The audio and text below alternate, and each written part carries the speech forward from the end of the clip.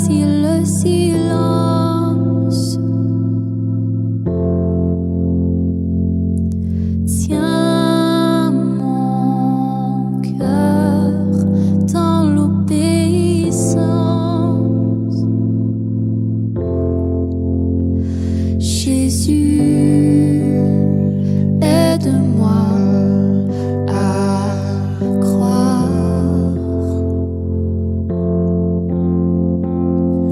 ce que mes yeux ne voient pas. Mon Dieu est souverain, mon Dieu ne faillit pas, fidèle à tout jamais, il soutient ma foi.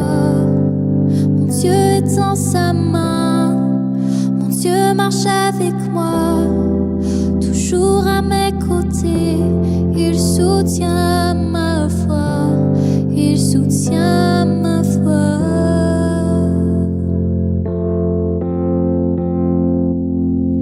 Si le doute cache ta présence, cette croix est mon assurance. Oui, Jésus, tu es ma victoire.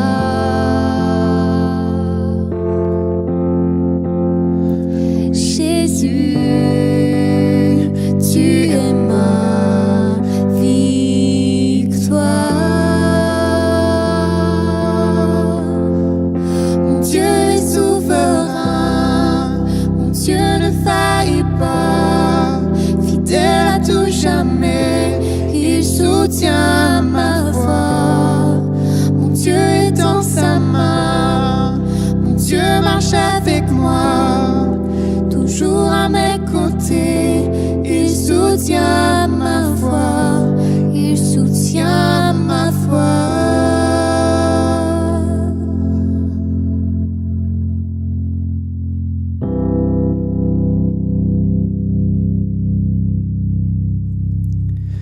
Dieu, tu es bon. Dieu, tu es bon. Dans nos faiblesses, tu montres ton amour.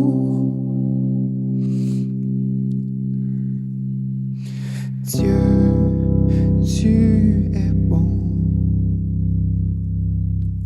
Dieu, tu es bon. Dans tes promesses, tu montres ton amour. Oh, Dieu, tu es bon. Dieu, tu es bon. Dans nos faiblesses, tu montres ton amour. oh, Dieu, tu es bon. Dieu, tu es bon. Dans tes promesses, tu montres ton amour.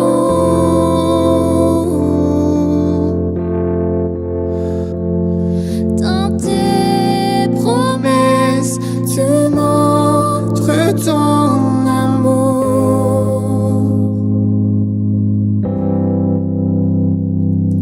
Dans tes promesses, tu montres ton amour.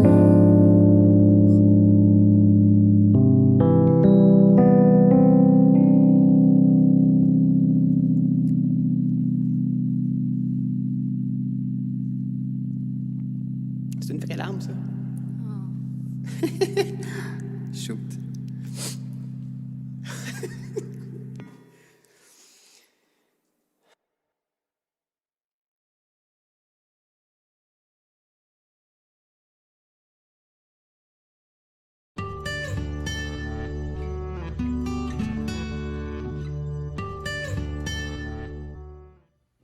Bonjour, je suis heureux ce matin de pouvoir prendre cette occasion et d'être parmi vous, même à distance comme cela. C'est pas tout à fait exactement comme on aimerait, c'est-à-dire être en personne face à face, mais c'est quand même bien. J'aimerais commencer avec un mot de prière et ensuite on va aller à la parole. Le titre ce matin du message, c'est « Grand et plus grand ». Alors Seigneur, je te rends grâce aujourd'hui pour l'opportunité qu'on a de se réunir ensemble justement dans cet environnement-là, même si on est à distance, Seigneur, tu permets qu'on puisse s'édifier les uns les autres.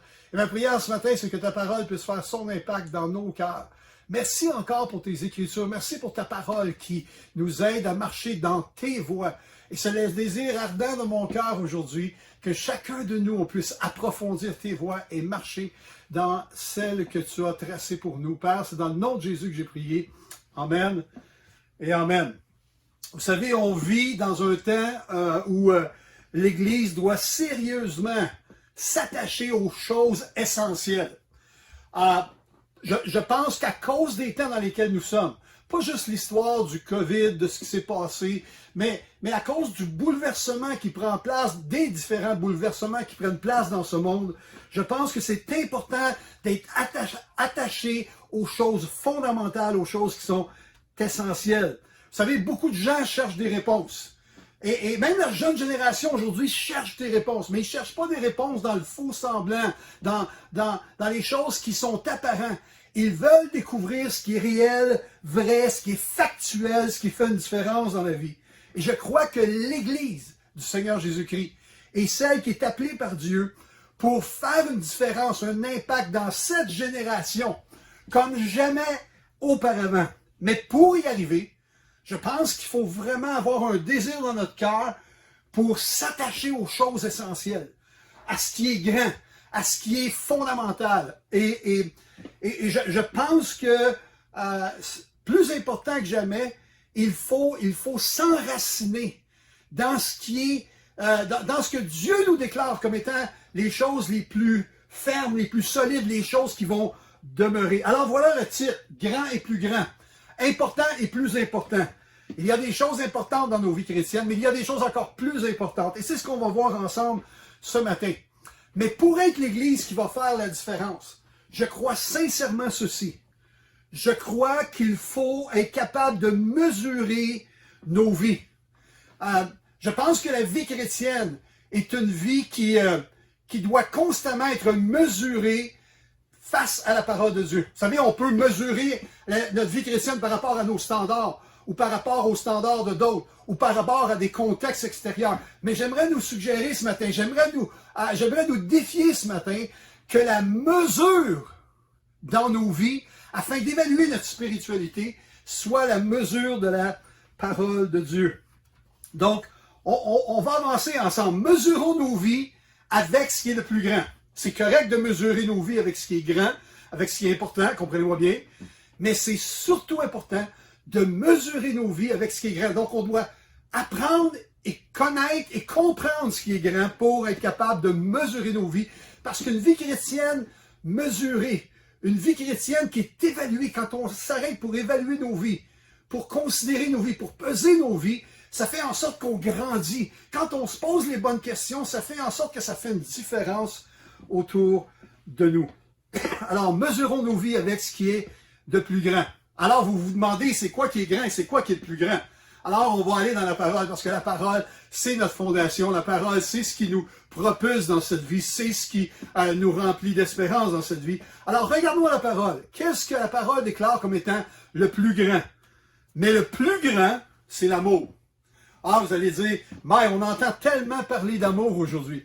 On chante à propos de l'amour, on parle à propos de l'amour. J'aimerais juste nous dire ce matin, au-delà des beaux chants qu'on peut avoir à propos de l'amour, au-delà des paroles qu'on peut avoir à propos de l'amour, est-ce qu'on a vraiment saisi, compris l'amour dont Dieu fait référence dans sa parole lorsqu'il dit « le plus grand, c'est l'amour ». Attends une minute. Nous, on parle de l'amour à partir de notre connaissance, notre compréhension du mot amour. Et j'aimerais juste vous laisser avec cette pensée. Nous sommes limités dans notre compréhension de ce mot-là parce que, justement, nos expériences font en sorte que des fois, on est un petit peu plus résistant, réfractaire. Oui, l'amour, mais... Et on a tous été là. Et j'aimerais vous lancer le défi ce matin, nous lancer le défi ce matin, de prendre quelques instants et de regarder à ce que l'apôtre Paul dit dans la parole concernant cet amour-là. Mais le plus grand, c'est l'amour. Et j'aimerais tellement qu'on saisisse ce texte ce matin. Juste avant de saisir ce texte, je pense que c'est fondamental de comprendre dans quel contexte l'apôtre Paul a écrit ça. Vous savez qu'il a écrit ça dans le premier livre des Corinthiens. Et l'apôtre Paul avait reçu une lettre des Corinthiens demandant à Paul d'expliquer certaines situations qui arrivaient, puis il avait entendu des choses qui se passaient là-bas. Et l'apôtre Paul va écrire le livre des Corinthiens avec un cœur pastoral. Il va écrire le livre de Corinthiens avec une préoccupation. Il aime profondément les Corinthiens. Et il va écrire cela. Et dans sa lettre aux Corinthiens, les 4 premiers chapitres sont fantastiques, on n'a pas le temps d'aller là, mais Paul va expliquer, à partir du chapitre 5 et suivant, toutes sortes de petites problématiques qui prennent place dans l'église de Corinthe. Une des problématiques qu'il y avait, c'est qu'il y avait un esprit de parti. Vous savez, ces esprits de parti, c'est ces situations qui causent des divisions. Il y avait des gens qui disaient « Hey, moi, je suis pour la doctrine d'Apollos. Apollos, c'est là l'affaire. Apollos, c'est un enseignement. » Mais Paul, pas sûr. D'autres disaient « Ah non, moi, je suis de Paul. Puis Paul, regarde ce qu'il fait, regarde les œuvres, regarde comment il va implanter des églises. C'est Paul qui l'a l'affaire. Puis Apollos, lui, dans le fond, il fait juste faire des belles paroles, puis des beaux sermons, puis des beaux enseignements. » Puis d'autres disaient « Ben moi, je suis plus spirituel que vous autres. Moi, je suis de Christ. » Mais avec tout cela, même avec la bonne terminologie, il y avait quelque chose qui manquait. Il regardait à des choses qui étaient importantes, des choses qui étaient grandes. Les serviteurs de Dieu sont importants, comprenez-moi bien. Mais en même temps, l'attitude derrière cachait ou révélait quelque chose. Moi, je suis... Et ça causait des partis pris, ça causait des divisions dans l'Église. Il y avait aussi des inconduites sexuelles. Et ça devait être adressé. Et les gens laissaient toutes les situations qui auraient dû être adressées un à un avec les personnes pour les instruire, les enseigner, les faire cheminer. On laissait ça aller dans l'église de Corinthe. Il y avait aussi des procès qui se faisaient entre croyants. Vous imaginez, les croyants étaient tellement en guerre l'un contre l'autre, tellement avec un esprit de rivalité, tellement avec un orgueil, que maintenant, ils ne faisaient plus confiance à un autre croyant pour gérer leur situation, mais ils allaient devant les cours, ils allaient devant des procès juridiques entre membres même de l'Église. Il y avait une participation à des banquets dans des temples païens. Il y avait une discrimination entre les pauvres et les riches. Oh, les riches, on les écoutait un peu plus. Oh, les riches avaient de l'importance parce qu'ils amenaient de l'argent. Et les pauvres, quant à eux, c'est pas important. Le problème, on va les laisser de côté. Wow, il y avait pas mal de problèmes dans l'Église de Corinthe. Il y avait aussi, dans le chapitre 15, on voit qu'il y a une mise en doute de la résurrection de Christ. Il y en a qui disaient qu'il n'y en aura pas de résurrection. Hey, pensez-y juste un instant. Et là, l'apôtre Paul fait un beau plaidoyer par rapport à la résurrection. Et il va renforcer justement cette dimension où Christ est ressuscité. Et c'est pour ça que nous serons ressuscités avec lui. Mais ce qui est intéressant, c'est qu'on arrive avant d'arriver au chapitre 13, il y a le chapitre 12 qui parle des dons spirituels. Et Paul dit à quel point les dons spirituels sont importants pour l'Église. Puis en même temps, au chapitre 14, encore, il va expliquer des choses de base par rapport à comment se comporter, comment faire, comment exercer les dons spirituels. Paul va vous donner des clés importantes. Et puis là, intéressant, alors que Paul doit corriger toutes sortes de choses dans l'Église, au chapitre 13, il arrive avec quelque chose que quelqu'un aurait pu dire « Hey, c'est pas la place, c'est pas le temps d'avoir un chapitre 13 dans une situation où il y a des divisions, des conflits, des choses non dites, où il y a du péché. C'est pas la place de parler de l'amour. » Pourtant, un des plus beaux passages des Écritures, une des plus belles définitions des Écritures à propos de l'amour se trouve entrecalée entre le chapitre 12 et le chapitre 14 qui parle des dons spirituels. Et là, on va voir le chapitre 13 qui parle de l'amour. On va essayer de comprendre pourquoi l'apôtre Paul a placé cela et pourquoi le Saint-Esprit l'a conduit par rapport à ça. Alors, allons voir le texte tout de suite, ce qui va nous encourager, nous fortifier ensemble. Premièrement, l'amour, fondement et mesure de ma vie chrétienne. J'aimerais nous suggérer que quand on mesure notre vie chrétienne ou notre spiritualité, que la mesure dont on prend soit la chose la plus grande dont Paul déclare, dont le Saint-Esprit a poussé Paul à déclarer, c'est-à-dire que la mesure qu'on prend pour comparer notre spiritualité, soit pas la foi, soit pas les grandes œuvres, les passions qui peuvent nous animer, mais la mesure que nous avons ou que nous devrions avoir, c'est l'amour. Donc l'amour, fondement de nos vies, mais aussi mesure pour ma vie chrétienne. Et regardez ce que Paul dit.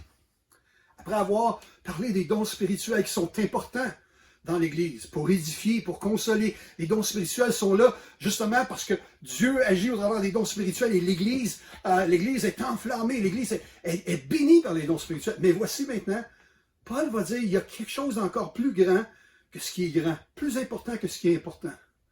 Et là, il dit au verset 1, « Quand je parlerai les langues des humains et des anges, si je n'ai pas l'amour, je suis une pièce de bronze qui résonne ou une cymbale qui retentit. » Verset 2 dit, « Quand j'aurai la capacité de parler en prophète, quand j'aurai la science de tous les mystères, de toute la connaissance, on parle aussi de connaissance de Dieu, connaissance du roi, quand même j'aurai la connaissance de la théologie,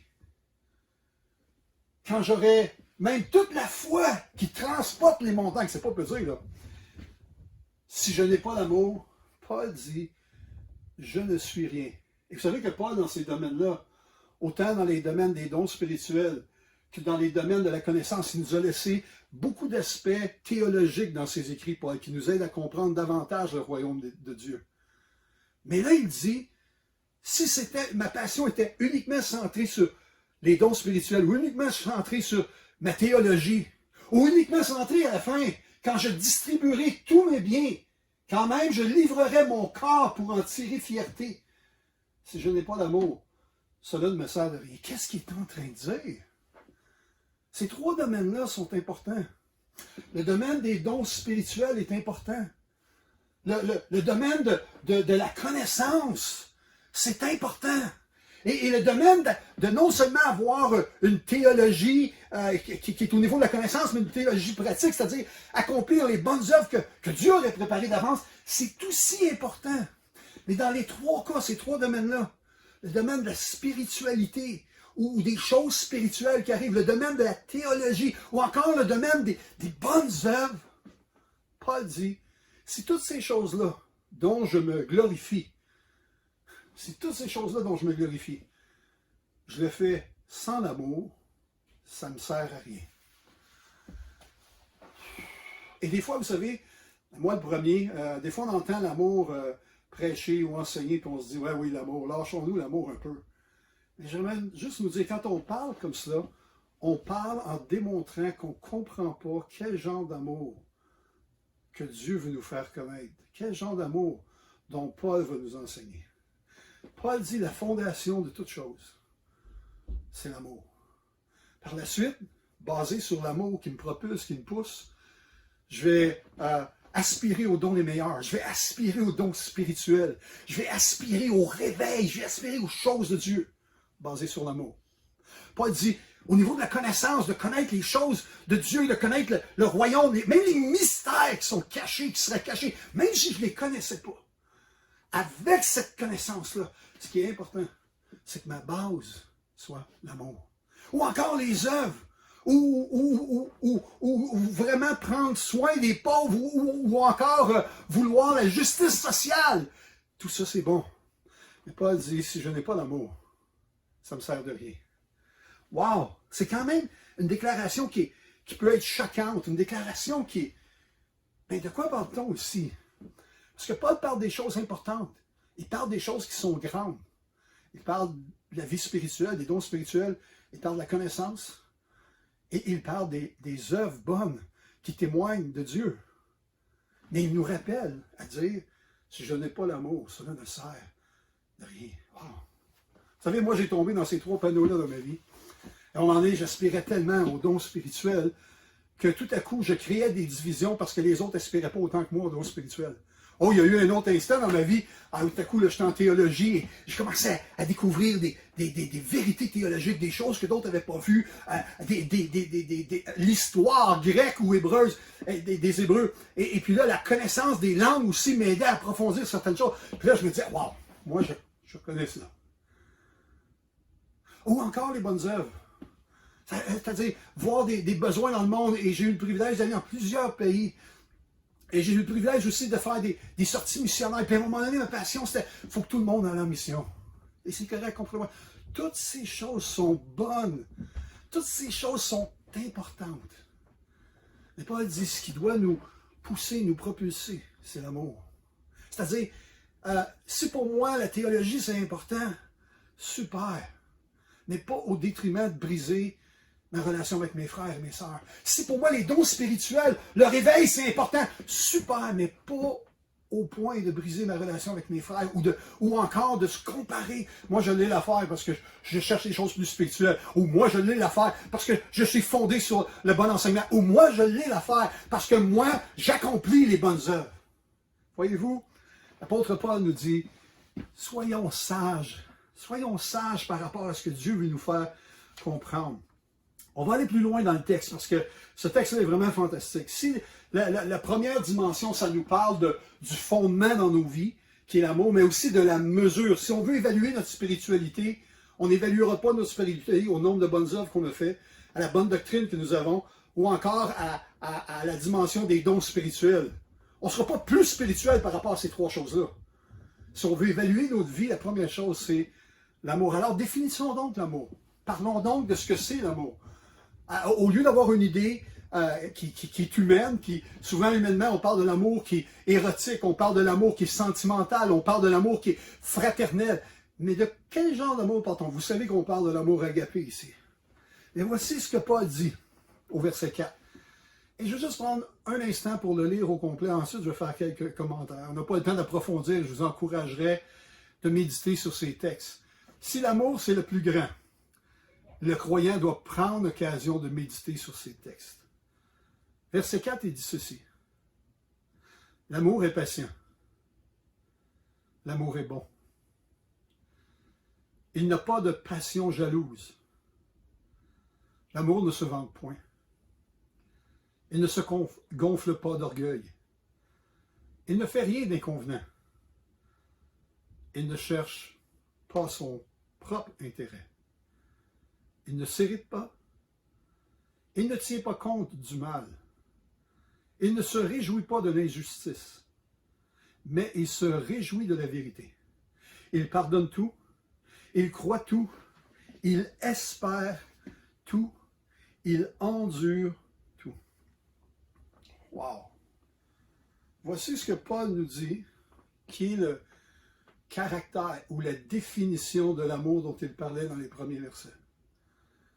Je ne sais pas pour vous, là, mais pour moi, c'est tout un défi.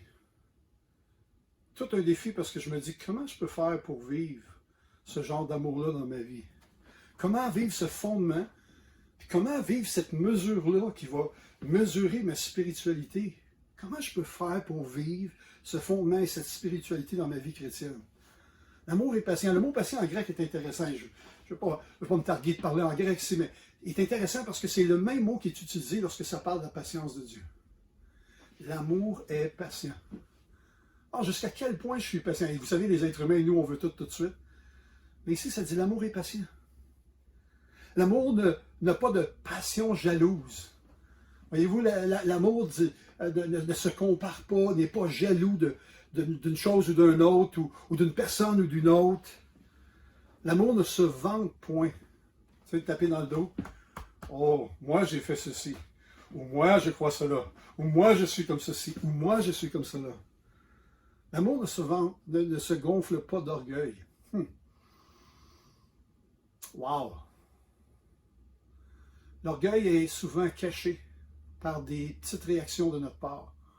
Quand on veut gagner, quand on veut avoir raison. Des fois pour des choses qui sont bonnes, mais au point de détruire nos relations avec d'autres personnes. Si je n'ai pas l'amour, cela ne me sert de rien. Il ne cherche pas son propre intérêt. Il ne s'irrite pas. Il ne tient pas compte du mal. Ici, c'est intéressant parce que d'autres traductions vont le dire différemment, mais ça veut dire il ne comptabilise pas le mal. Vous savez, quand quelqu'un nous a fait du tort ou une situation est arrivée, quelqu'un malheureusement a failli, mais l'amour, elle ne comptabilise pas dans... Ah oui, mais tu te souviens-tu de cette époque-là? Oui, mais tu te souviens-tu de ce que tu as fait? Ah oui, mais je me souviens de ce que tu as fait. L'amour ne comptabilise pas le mal. Pourquoi? Parce que l'amour est de Dieu. Et Dieu ne comptabilise pas nos erreurs lorsqu'on vient avec un cœur repentant. Dieu pardonne nos péchés. Il ne comptabilise pas le mal dans notre vie. Il s'attend de nous que nous nous repentions. Il dit l'amour qui est agissant en vous, ne compte pas le mal. Il ne se réjouit pas de l'injustice. Quand il y a quelque chose qui est mal fait, pas bien fait, pas selon la justice. Quand quelqu'un gagne quelque chose dans l'injustice, l'amour est triste. Il continue en disant, il se réjouit avec la vérité. Mais l'amour se réjouit de la vérité dans n'importe quelle situation que nous vivons. Lorsque tout à coup, il y a des demi-vérités, où il y a des choses qui ne sont pas claires, des choses qui ne sont pas approfondies, ça ne devrait pas nous réjouir, mais au contraire, on devrait chercher à découvrir la vérité. Pas juste la vérité de la parole, mais la vérité des situations que nous vivons. Pas juste des perceptions, des oui-dire, des rumeurs. Pas juste... Non, mais la vérité, connaître clairement les choses, afin d'en évaluer et afin d'agir selon ce que je connais. Il continue en disant, il pardonne tout. Ici, là, quand on regarde le dernier verset, il pardonne tout, il croit tout, il espère tout, il endure tout. On dit, c'est quoi ce genre d'amour-là? C'est comme un tapis à entrer, puis tous les gens essuient ses pieds sur le tapis, puis nous, on est ce tapis-là, n'importe qui peut faire n'importe quoi. C'est pas ça dont Paul parle. Ça aurait pu être traduit par ceci. L'amour pardonne au lieu du mot tout, c'est toujours. L'amour croit tout. Ou l'amour croit toujours. L'amour espère toujours. L'amour endure toujours. Ça veut dire que dans l'amour, il y a cette dimension où la foi est agissante, où la persévérance est agissante, où les promesses que Dieu dit sont en train de prendre leur cours parce que j'ai l'amour et j'espère tout, je crois tout, ou j'espère toujours, ou je crois toujours. Il y a une autre traduction qui dit ceci, et c'est dans la Nouveau Français courant, ça dit « En toutes circonstances, il fait face. Il garde la foi, il espère, il persévère. » Intéressant. L'amour dont on parle ici, ça n'a pas vraiment grand-chose avec l'amour de notre société. Paul ne parle pas ici d'un amour comme une idée, un sentiment, mais Paul parle ici d'un amour comme une attitude de cœur, un comportement, un don qui nous est donné par Dieu. Wow! Wow! Et si on continue, on voit dans la parole que justement ce fondement-là et cette définition de l'amour, c'est Christ lui-même qui nous a démontré cela au travers de sa vie. Puis Jésus lui-même nous dit ceci. Et je pense que la chose la plus difficile à faire pour l'Église, c'est la chose la plus importante pour Jésus, c'est d'aimer. D'aimer, écoutez-moi bien, d'aimer comme Christ nous a aimés. Et voici ce que Jésus dit, ou la parole de Dieu dit dans Jean chapitre 13, verset 34. « Je vous donne un commandement nouveau. Aimez-vous les uns les autres comme je vous ai aimé. Vous aussi aimez-vous les uns les autres. » Et après que Jésus ait lavé les pieds de ses disciples, comme il le comble de son amour auprès de ses disciples, il dit ceci dans Jean 15, verset 12. « C'est ici mon commandement. » C'est-à-dire qu'il commande à ses disciples, à ceux qui se disent croyants, à ceux qui se disent chrétiens. Et voici, il dit, je vous donne ici mon commandement. Et voici, mon commandement n'est pas pénible, mais je vous donne quand même mon commandement. Aimez-vous les uns les autres comme je vous ai aimé. Ici, dans cette définition, on a le comme de Jésus. Voici comment il nous a aimés. Et Jésus, en retour, nous dit, comme je vous ai aimé. Wow! Wow! C'est nécessaire tout cela. Et ce fondement-là, la parole de Dieu nous dit que c'est permanent. C'est un fondement qui va durer tout le temps. L'amour ne succombe jamais. Les messages des prophètes seront abolis. Les langues, elles cesseront. La connaissance, elle sera abolie. Car c'est partiellement que nous connaissons, c'est partiellement que nous parlons en prophète. Mais quand viendra l'accomplissement, ce qui est partiel sera aboli. Lorsque j'étais petit, je parlais comme un tout petit, je pensais comme un tout petit, je raisonnais comme un tout petit. Lorsque je suis devenu un homme, j'ai aboli ce qui était propre au tout petit. C'est intéressant. Regardez la suite. Il dit, aujourd'hui, nous voyons au moyen d'un miroir, d'une manière confuse, mais alors, ce sera face à face. Aujourd'hui, je connais partiellement, mais alors je connaîtrai comme je suis connu. Or, maintenant, trois choses demeurent, la foi, l'espérance et l'amour. Mais c'est l'amour qui est le plus grand. C'est intéressant, Paul dit, avant, je pensais comme un enfant. Vous savez comment les enfants pensent? On joue ensemble, on a beaucoup de plaisir, mais quand ça fait plus notre affaire, t'es plus mon ami. Ça, c'est la façon que les enfants définissent l'amitié ou l'amour. Il arrive un conflit, il arrive une situation. T'es plus mon ami. Paul dit, je raisonnais comme ça.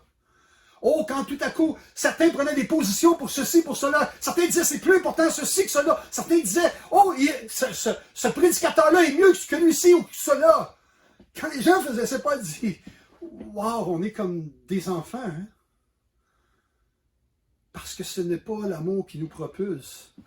Mais il dit, quand j'ai appris à devenir adulte, j'ai compris que ce n'est pas parce qu'on ne se comprend pas, ou ce n'est pas parce qu'on n'est pas d'accord sur certaines choses ensemble, que cela va altérer l'amour que j'ai pour toi.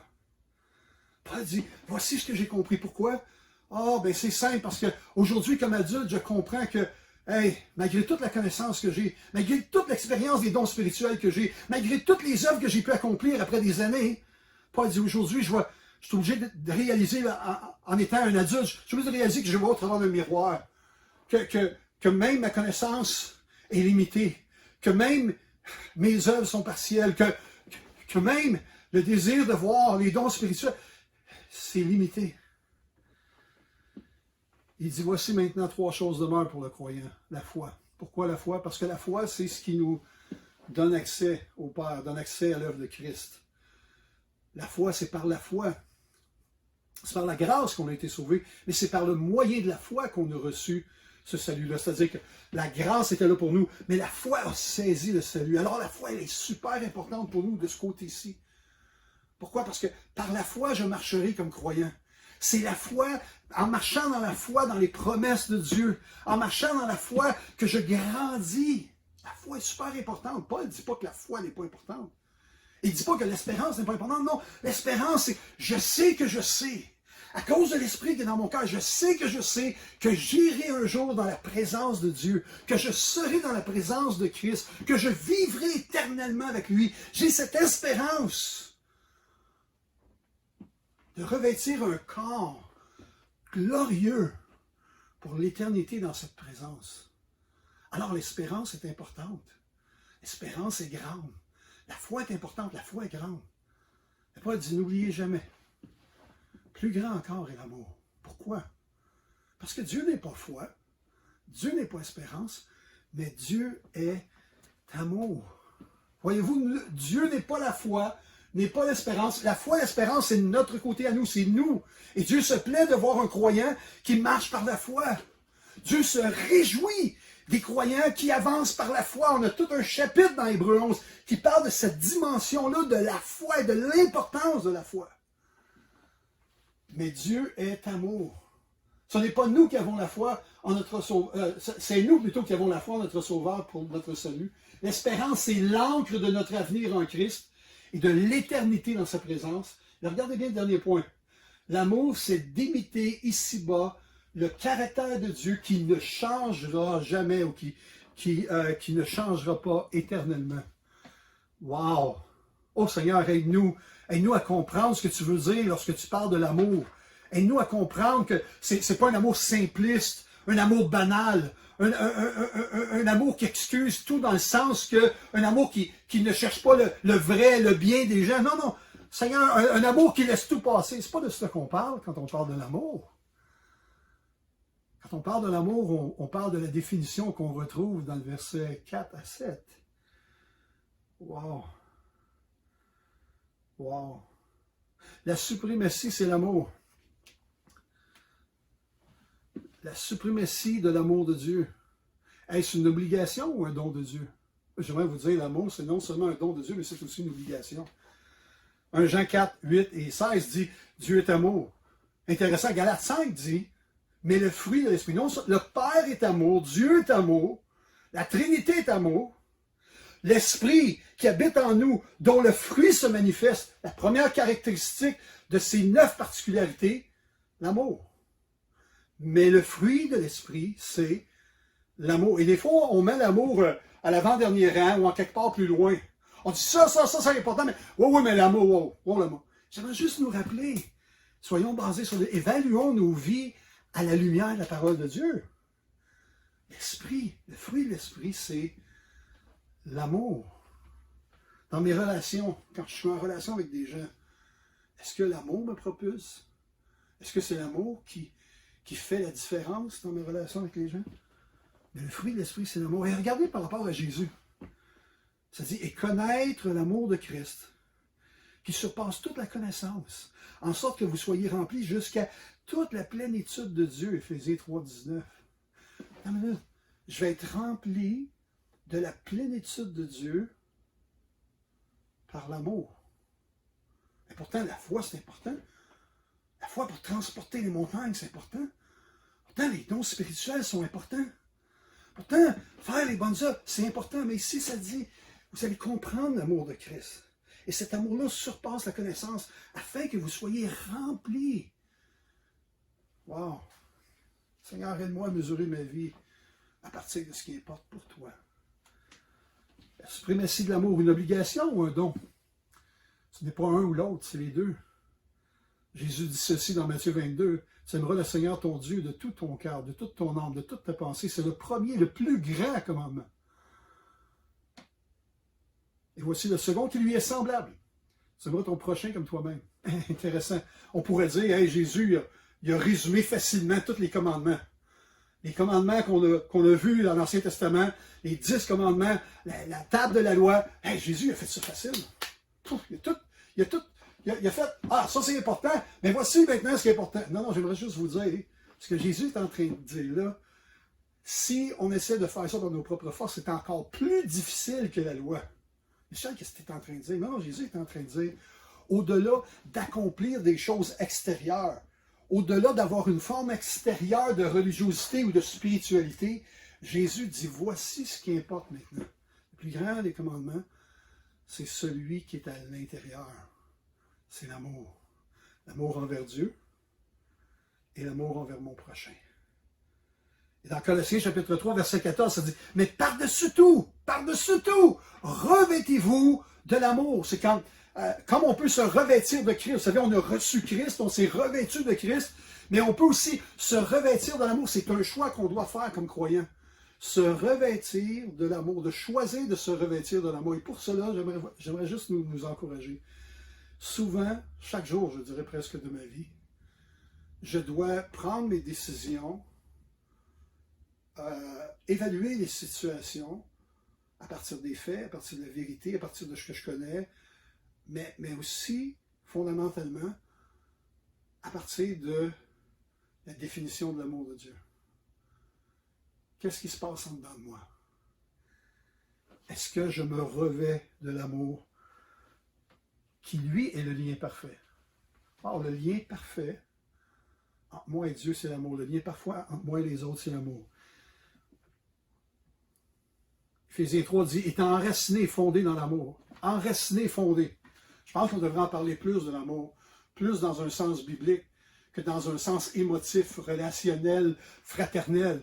On devrait parler plus de l'amour dans le vrai sens biblique parce que ça dit étant enraciné, les racines profondes, étant enraciné et fondé dans l'amour, vous puissiez comprendre avec tous les saints. Voyez-vous, l'amour, ce n'est pas juste une question de moi et Dieu.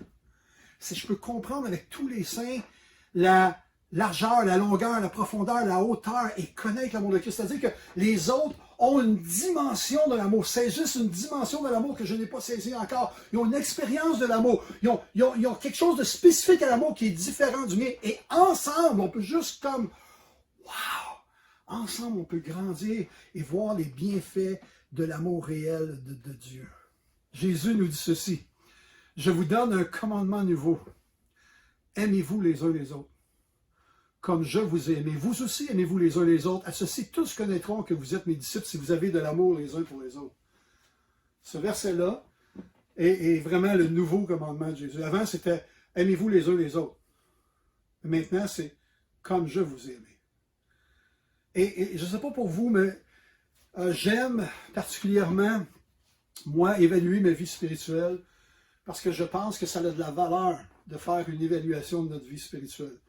De s'arrêter, de peser, de considérer ce que je fais, ce que j'ai fait, ce que j'accomplis, ce que j'aime, ce que je désire. Et souvent, comme l'apôtre Paul le dit, souvent, ce qui nous divise, c'est nos passions. Moi, je peux avoir une passion pour, je sais pas moi, les prisonniers, ou je peux avoir une passion pour les œuvres sociales, ou pour l'injustice, ou pour peu importe quoi. Je peux avoir une passion pour défendre les vérités de la parole de Dieu, ou je peux avoir une passion pour le réveil, je peux avoir une passion pour les choses spirituelles, les dons spirituels. Pour moi, c'est super important, ces choses-là. Pour moi, c'est peut-être, wow, j'ai une passion pour l'enseignement, pour la doctrine, pour les choses fondamentales. Et c'est correct, mais c'est souvent nos passions qui nous divisent. On peut avoir les mêmes croyances. Mon expérience, c'est que les croyants en général qui sont nés nouveaux ont à peu près 95% des choses qu'ils croient étant les mêmes choses.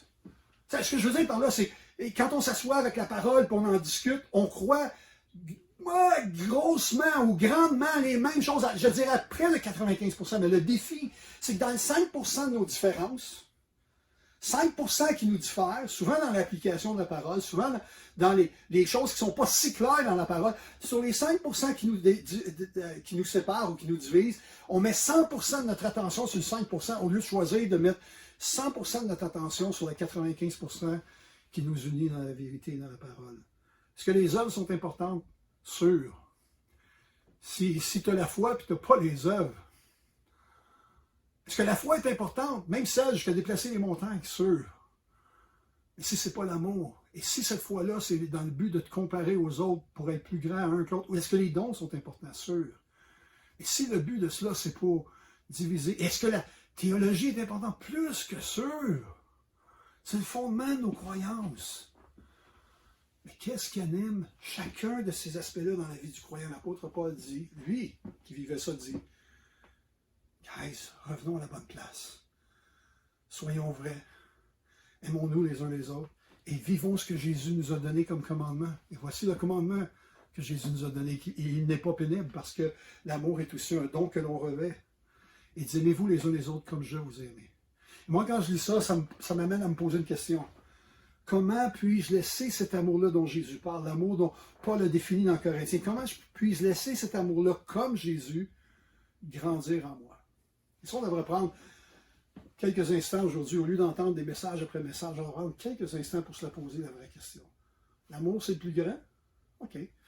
Jésus dit, aimer comme j'ai aimé? Parfait. Seigneur, comment je peux faire pour laisser ce genre d'amour-là, comme Jésus, grandir en moi? Une autre piste de réflexion ensemble. Jésus dit, je vous donne un commandement nouveau. Aimez-vous les uns les autres comme je vous ai aimé. Vous aussi aimez-vous les uns les autres, et à ceci, tous connaîtront que vous êtes mes disciples si vous avez de l'amour les uns pour les autres. C'est intéressant. Ici, tous, ce n'est pas juste les croyants, entre autres les croyants. Les croyants vont voir à votre comportement, à votre manière de parler, à votre manière d'agir, à votre façon de faire les choses. Ils vont voir si vous êtes animé d'amour ou d'autres choses. Ils vont le voir. Mais les non-croyants aussi. Tous. Tous les gens vont voir. Et à cause de ce don-là qui est en vous, et de ce don-là dont vous vous revêtez, et que vous cherchez à vivre, à cause de cela, les gens vont connaître. C'est-à-dire qu'ils vont poser la question, ils vont se demander comment ça se fait que tu aimes de cette... Dans le monde, ils aiment d'une manière, mais toi, tu as un amour différent. Tu es différent avec nous. Tu es différent dans ton approche avec moi. Qu'est-ce qui fait que tu es si différent? Je ne vois pas ça nulle part autour. Je ne vois pas ça dans le monde extérieur. Pourquoi tu es si différent? Mais parce que l'amour qui m'habite n'est pas l'amour d'un homme. C'est l'amour de Dieu. Voilà pourquoi je suis différent. Et Dieu veut répandre cet amour-là dans ton cœur, dans ta vie. Alors la question que je me pose, moi, quand je lis ce verset-là, et j'aimerais vous dire que ça fait à peu près 25 ans que je me pose ces questions-là, que je vous mets maintenant à l'écran. Parce que ce texte-là m'a impacté, il y a longtemps. Puis je me disais, moi j'aime me poser des questions quand je lis la parole. Et je me disais, Seigneur, comment? Oui, mais comment? Comment je peux faire ça? Comment je peux grandir dans cela? Et ça disait, ceci tous connaîtront. Alors, comment les gens autour de moi perçoivent-ils cet amour en moi? Les gens qui y sont proches, mon épouse, mes enfants, mes petits-enfants, mes frères et mes sœurs dans l'Église, ceux avec qui je m'entends bien, ceux avec qui je m'entends moins bien, Comment perçoivent-ils cet amour-là en moi? Mes voisins, mes collègues de travail, ceux que j'ai plus de misère avec, les autres, dans les uns et les autres. Comment perçoivent-ils cet amour-là en moi? Piste de réflexion. Et dernièrement, je vous donne un commandement nouveau. Aimez-vous les uns les autres comme je vous ai aimé. Vous aussi aimez-vous les uns les autres. À ceci, tous connaîtront que vous êtes mes disciples, si vous avez de l'amour les uns pour les autres. Wow, une belle question ici. Est-ce que les gens reconnaissent que je suis un disciple de Jésus? C'est quoi être un disciple de Jésus? Être un disciple de Jésus, c'est d'avoir la foi qui transporte les montagnes, d'avoir les œuvres bonnes. Être un disciple de Jésus, c'est d'avoir une théologie approfondie. Non, c'est quoi? Toutes ces choses-là, comprenez-moi bien, toutes ces choses-là sont bonnes. Toutes ces choses-là sont importantes maintenant ici-bas. Mais il y a encore quelque chose de plus grand, dit Paul. Il y a une voie encore par excellence, dit Paul, qui est le fondement, qui va révéler l'attitude du cœur, qui va manifester le pourquoi ces choses s'accomplissent, pourquoi les bonnes œuvres prennent place, pourquoi la théologie est si bien définie, et pourquoi l'amour pour les choses spirituelles est si important. Parce que ce qui me propulse, c'est l'amour dans mes relations. Ce qui me propulse, c'est l'amour. J'aimerais nous laisser ce matin avec, en conclusion, avec le fait que, ce qu'on a dit tantôt, tous connaîtront. Jésus dit, à cet amour, si vous vous aimez les uns les autres, à ceci, tous connaîtront que vous êtes mes disciples. Tous connaîtront. Pensez-y juste un instant. Imaginez une communauté de croyants qui démontrent avec des paroles et qui partagent, surtout au-delà des paroles, par des actes, quelle est la source de cet amour?